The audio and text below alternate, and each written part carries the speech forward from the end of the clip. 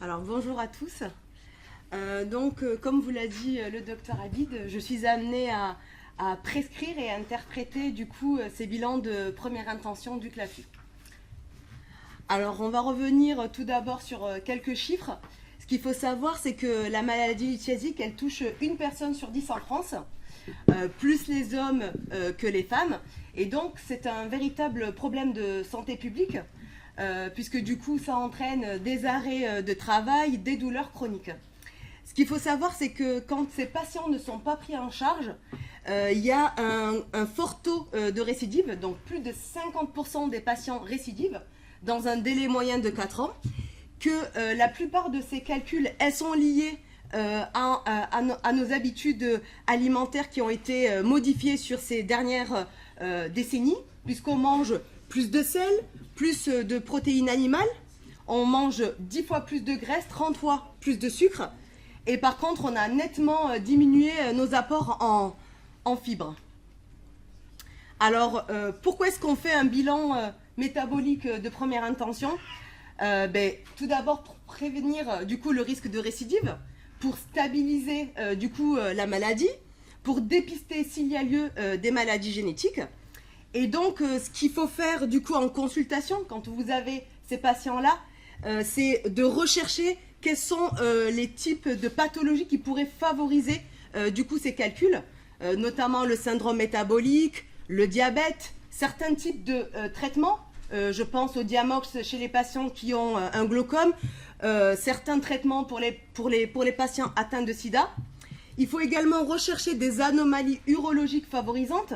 Bon, je pense que vous connaissez très bien, type reflux, type rein en fer à cheval, syndrome de la jonction, etc. Il faut également, je dirais, faire une enquête alimentaire, on la verra tout à l'heure, qui est indispensable pour essayer de rechercher les facteurs nutritionnels favorisants. Et puis, bien sûr, il faudra également s'intéresser à tout l'environnement du patient, c'est-à-dire son lieu de travail. Est-ce que le patient il travaille dans un milieu surchauffé? Est-ce qu'il a accès aux toilettes?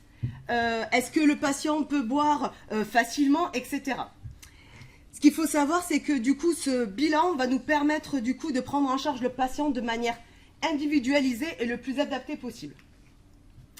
Alors, ça reprend un petit peu ce que je vous ai dit, mais je dirais que le bilan métabolique, il repose sur 4 grands principes, dont le premier, qui est vraiment très très important et que vous devez à chaque fois dire du coup aux patients, c'est la récupération du calcul afin de pouvoir le faire analyser. Si vous avez le calcul, on a un petit peu l'ADN de pourquoi le patient en fait la crise de colique néphrétique. Bien sûr, ce bilan s'appuie sur la biologie sanguine et urinaire, les données radiologiques qu'on a vues, et puis bien sûr ce qu'on a vu tout à l'heure, donc tout ce qui est données cliniques, environnementales et alimentaires du patient. Alors, chez qui on réalise ce bilan? Je dirais qu'on le réalise chez tous les patients qui ont fait un premier épisode de crise de colique néphrétique. Voilà. Et ce qu'il faut savoir, c'est que ce bilan doit être fait dans des conditions de vie habituelles du patient. Il faut vraiment lui dire, c'est important qu'il le fasse, qu'on soit le plus proche de la réalité du patient. Donc on le fait à distance, je dirais, de la crise, à distance de tout geste urologique, que ce soit lithotritie extracorporelle, urétéroscopie, de toute hospitalisation. Et puis, parfois, on ne fait pas un bilan de première intention, on fait tout de suite un bilan de deuxième intention, quand on est face à des calculs qui sont bilatéraux, multiples, chez les jeunes gens, qui sont inférieurs à 25 ans, en cas d'insuffisance rénale chronique, en cas d'antécédents aussi familiaux de calcul, qui pourraient tout de suite nous orienter vers des maladies génétiques, qu'elles soient lithiasiques ou rénales. Et puis, bien sûr, on fait un bilan de deuxième intention quand on a découvert des anomalies métaboliques au bilan de première intention. Alors, de quoi il est composé ce bilan de première intention? Il va se diviser en 3 parties.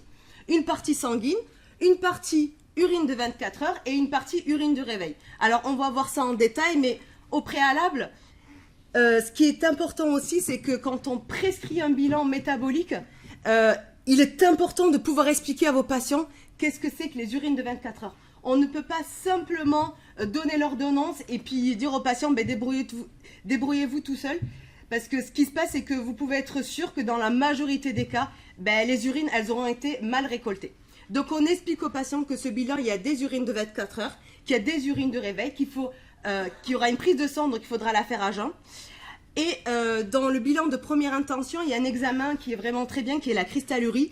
Et du coup, si vous avez la possibilité de favoriser les laboratoires qui font ce type d'examen, ou alors les faire dans les CHU.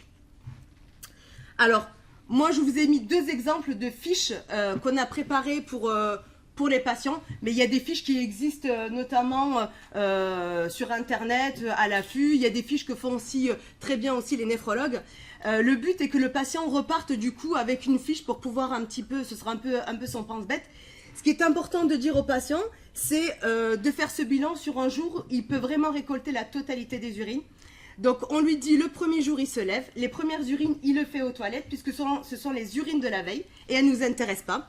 Et à partir de ce moment-là, il regarde l'heure et c'est le top chrono pour les urines de 24 heures. Donc toutes les urines de la journée, toutes les urines de la nuit jusqu'au lendemain matin où il urine une dernière fois dans le bocal et il amène ce bocal rapidement au laboratoire. Alors ce qu'il faut aussi préciser, c'est que il faut vraiment que les urines soient conservées dans un endroit au frais pour éviter la prolifération de bactéries. Alors on ne peut pas interpréter un bilan métabolique sans faire une enquête alimentaire. Alors je sais très bien qu'en consultation c'est difficile pour vous, que vous avez 20 ou 30 minutes, mais par contre cette enquête sur les habitudes alimentaires, elle peut... 5 minutes bon, mais cette enquête alimentaire, donc moi j'ai le temps, je la fais, mais vous pouvez très bien la déléguer à des diététiciennes par exemple. Donc ce qui est important de savoir, c'est quels sont les apports lipidiens de vos patients. Est-ce qu'ils sont bien répartis? On verra tout à l'heure, mais connaître les apports en calcium de vos patients est indispensable. Alors moi j'utilise le test du Griot, c'est un test qui est sur internet, qui est fait par des équipes de rhumatologues, et c'est une dizaine de questions. Vous posez les questions aux patients et ça vous sort sa consommation calcique en milligrammes jour. Il est impératif de connaître aussi quels sont ses apports en sodium, en protéines, les apports en oxalate, ses apports en purine, et connaître un petit peu son organisation du coup au niveau des repas et savoir s'il consomme du coup des fruits et des légumes. Alors là, on va voir au niveau sanguin. Alors on fait une prise de sang parce que du coup, il faudra rechercher s'il y a une insuffisance rénale. J'ai une petite parenthèse parce que je vois souvent écrit les patients, ils ont une créatinine qui est correcte. Parfois elle n'est pas si correcte que ça, donc c'est bien de pouvoir récupérer des antériorités pour savoir si le patient est en insuffisance rénale aiguë ou en insuffisance rénale chronique. Donc on va rechercher par la calcémie une hypercalcémie qui pourrait peut-être nous orienter vers une hyperparathyroïdie, et puis on va rechercher un syndrome métabolique, un diabète de la goutte avec l'urécémie et la glycémie. Alors concernant, je dirais, les urines de 24 heures, ce sera très important de connaître le volume émis journalier par le patient, puisqu'on sait que quand on a une diurèse qui est inférieure à 2 litres, le patient est à risque de récidive. Mais avant de continuer sur l'interprétation du bilan, ce qui sera très important de faire, c'est de savoir si votre recueil il est valide ou non. Si votre recueil il est valide, vous pourrez continuer. S'il n'est pas valide, ça ne sert à rien de continuer sur l'interprétation. Donc, la créatininurie, elle est aux alentours de 10 à 15 millimoles chez la femme et de 15 à 20 millimoles chez l'homme. Donc, la calcémie, elle va nous renseigner du coup sur les anomalies calciques. Alors, on parle d'hypercalcémie de concentration quand on est en litres et de débit quand on est en millimoles kilo-jour. On est... alors, sur les analyses, vous pouvez dire que chez la femme, c'est à peu près 6 millimoles jour et chez l'homme, aux alentours de 7 millimoles jour. Il faut connaître les apports en protéines du coup journaliers du patient. Alors c'est très facile, hein, vous prenez l'urée des 24 heures que vous multipliez par 0,21 et que vous divisez par le poids du patient et ça vous donnera du coup sa consommation en protéines 1 gramme par jour. Et donc elle doit être aux alentours de 1 gramme kilo jour, soit inférieure à 5,5 millimoles kilo par jour.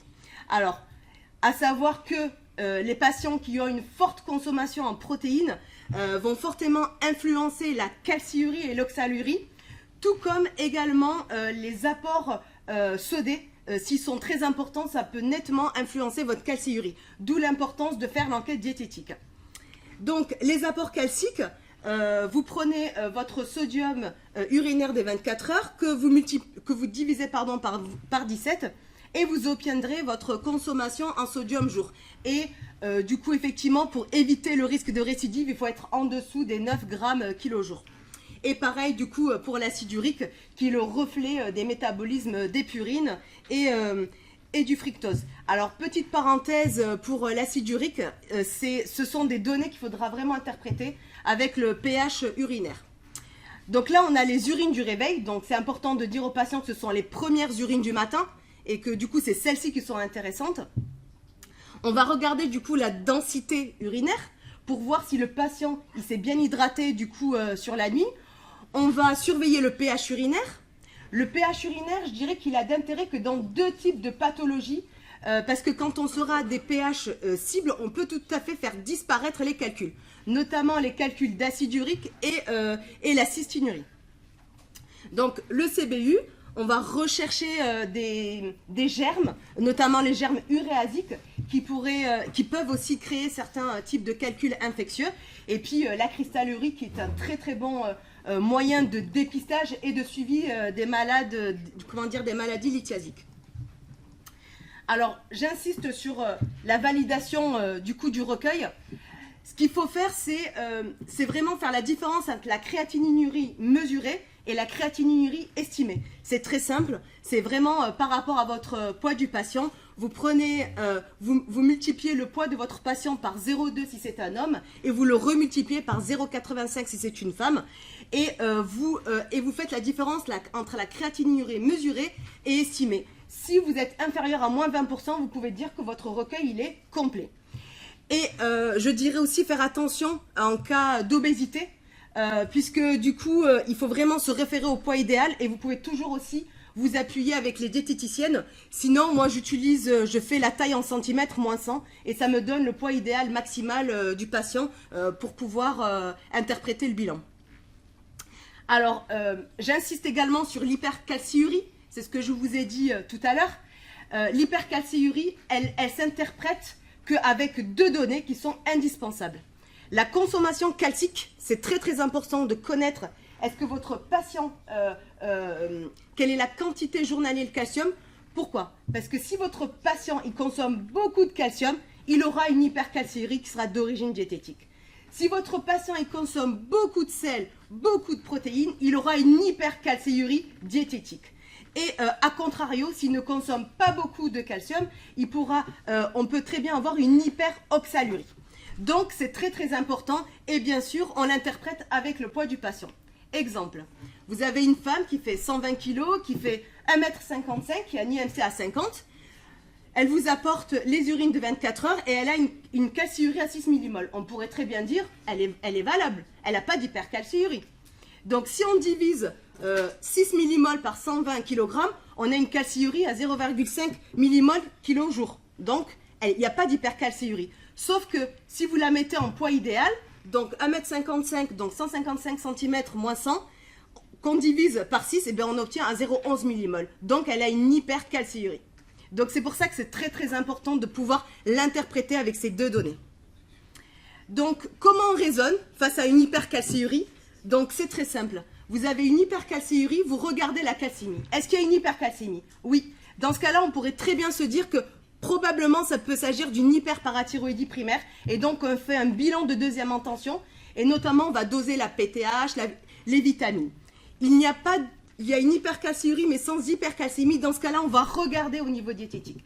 Est-ce que votre patient consomme trop de calcium? Est-ce qu'il consomme trop de sel? Est-ce qu'il consomme trop de protéines? Oui, probablement c'est une hypercalciurie diététique. Par contre, si on n'a pas d'hypercalcémie, pas d'hypercalciurie diététique, là on envoie en néphrologie pour faire ce qu'on appelle un test de PAC qui est une charge calcique pour déterminer le processus de cette hypercalciurie. Donc là je vous ai préparé 3 cas, donc on va faire le premier du coup ensemble. Donc là c'est un homme de 46 ans, 1,70 m, c'est un grand sportif, il fait sa première crise de colique néphrétique. Donc là, pour interpréter le bilan, on va regarder déjà au niveau sanguin. Donc au niveau sang, la créatinine elle est bonne, la calcémie elle est bonne, l'acide urique aussi, il n'y a pas de glycémie. Donc, qu'est-ce qu'on va regarder? On va regarder du coup le volume des urines. Je suis désolée, hein, je vous l'ai mis tout en bas. Il est à 0,8 litres par jour. Donc, on se dit déjà, notre patient, il ne boit pas suffisamment. Et comme je vous ai dit, c'est important de valider votre recueil. Donc, on va regarder la créatinurie. Alors, qu'est-ce que vous en pensez? Est-ce qu'on valide ou pas le recueil? Alors, la créatinurie, on a vu chez l'homme, elle doit être entre 15 et 20. Là, on est à 8 millimoles. Donc déjà, on se dit, il y a 2 fois moins il y a 2 fois moins que ce qui est attendu. Le patient, il fait 70 kilos. Donc, je vous avais dit, pour les hommes, on multiplie par 0,2. Ici, c'est une femme, on remultiplie par 0,85. Donc, de tête, on fait 7 fois 2, ça fait 14. Donc là, il vous apporte un recueil à 8 millimoles jour. Donc, le recueil, il n'est pas valide. Donc, en fait, votre recueil, il est ininterprétable. Ça ne sert à rien de continuer. Donc, au niveau de la prise en charge, ce qu'il faut voir, c'est que du coup, votre patient, il faudra qu'il refasse intégralement le bilan. Donc, c'est pour ça que je vous ai dit que c'est important pour vous de pouvoir lui expliquer qu'est-ce que c'est que les urines de 24 heures. Donc, deuxième cas. Comment? Oui, oui. Donc, deuxième cas, donc c'est une femme de 50 ans, 1m65, 79 kg. C'est sa première crise de colique néphrétique. Donc, on regarde au niveau sanguin. Il n'y a pas d'anomalie particulière. On va regarder les urines de 24 heures. Elle vous apporte 2 litres par 24 heures. Donc, on peut se dire que c'est correct. On va regarder la créatinurie. Alors, est-ce qu'elle est correcte ou pas? Chez la femme, elle doit être entre 10 et 11. Elle fait 79 kg. On va arrondir, on fait à 80 kg. On fait 80, ça fait 8 fois 2. Donc, du coup, ça fait 16 qu'on remultiplie par 0,85, on s'attend un petit peu moins. Donc, on sera à peu près à 13 millimoles jour. Donc, on peut tout à fait valider le recueil. Donc, on continue du coup sur le recueil, parce que le recueil, il est validé. On va regarder la calciurie. Qu'est-ce que vous en pensez de cette calciurie? Donc, on a une hypercalciurie de concentration, puisqu'elle est supérieure à 3,8 millimoles jour. On a une hypercalciurie de débit, puisqu'elle est supérieure à 11 millimoles jour. On regarde du coup l'uricosurie, il n'y a pas de problème. Et puis, on regarde l'urée. L'urée, on est à 610 millimoles, c'est élevé. Le sodium, pareil, on est déjà élevé. Et on regarde le recueil des urines, on voit qu'elle ne boit pas suffisamment, du moins pas trop, en tout cas sur la nuit. Le pH, il est acide et le CBU, il est stérile. Donc, à votre avis, qu'est-ce que ça peut vous interpeller par rapport à cette hypercalciurie?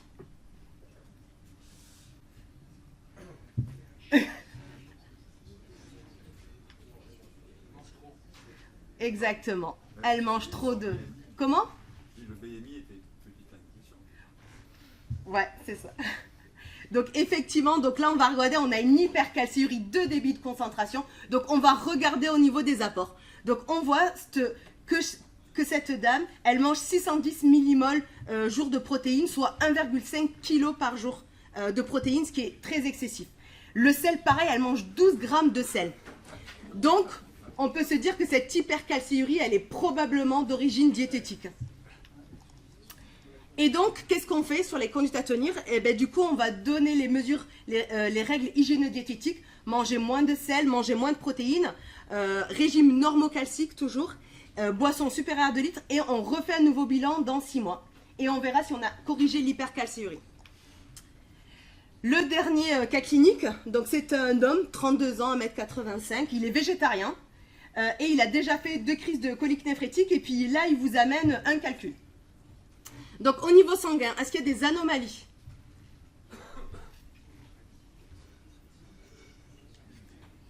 Il y a la calcémie, elle est à la limite haute, puisque là on est à 2,58, donc déjà on a une petite indication. Au niveau des urines de 24 heures, il vous apporte 1,5 litre. Donc, il ne boit pas suffisamment. Et la créatinurie, est-ce qu'elle est valide ou pas?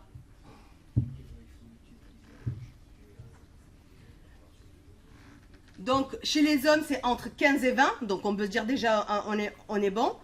Il fait 80 kg. Donc, il fait 83 kg. On fait 8 fois 2, ça fait 16. Donc, on est à moins de 20%. Donc, on valide le recueil.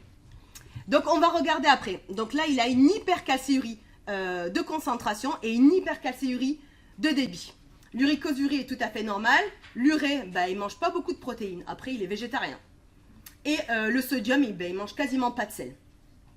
Et au niveau du recueil, pas de souci, hein, on voit qu'il a un pH qui est quasiment correct, une densité urinaire qui est un petit peu élevée. Donc, on va regarder, donc effectivement la durée c'est insuffisante, le recueil il est valide. Il mange quasiment pas de protéines, on est à 0,4 g kg jour, et il mange quasiment pas de sel. Alors, qu'est-ce que vous pouvez en dire de ce bilan? Probablement. Voilà, donc en fait, pour pouvoir effectivement diagnostiquer une hyperpara, on fait un bilan de deuxième intention et on va doser la PTH, le calcidiol, le calcitriol, et effectivement, probablement qu'il a une hyperpara chez ce patient. Donc là, je vous montre le bilan de deuxième intention. Le but, c'est juste que vous puissiez le voir. Ce qu'il faut savoir, c'est qu'il est un peu plus complet que le bilan de première intention. Et dans le bilan de deuxième intention, on va notamment aussi doser le citrate, le magnésium, qui sont des puissants antilithogènes. On peut aussi envoyer en néphro pour faire des tests de pH, charge calcique, de la génétique. Et donc, en conclusion, chez tous les patients qui ont fait une crise de colique néphrétique, il faut vraiment faire un bilan de première intention. On fait des réajustements thérapeutiques ou diététiques s'il y a lieu. Si ça réussit, tant mieux. Si effectivement vous n'y arrivez pas, on fait un bilan de deuxième intention. J'insiste sur le fait de toujours dire aux patients de récupérer le calcul afin de pouvoir le faire analyser. Et bien sûr, on fait directement un bilan de deuxième intention quand on est dans des calculs, c'est ce qu'on a vu au début, calculs bilatéraux, insuffisance rénale, etc. Alors, ce que vous devez aussi dire à tous vos patients, c'est vraiment pour éviter le risque de récidive, c'est pas d'excès au niveau sel, protéines, pas d'excès en sucre, on s'hydrate correctement, on majeure ses fruits et légumes. Il sera important de lutter contre les facteurs de risque cardiovasculaire, donc il faut vraiment que la tension soit équilibrée, que le diabète soit équilibré. Et puis on n'oublie pas de leur dire qu'il faut vraiment qu'ils aient des repas variés. Et puis le calcium, c'est important, c'est 2 à 3 portions par jour. Voilà, je vous remercie. Merci beaucoup.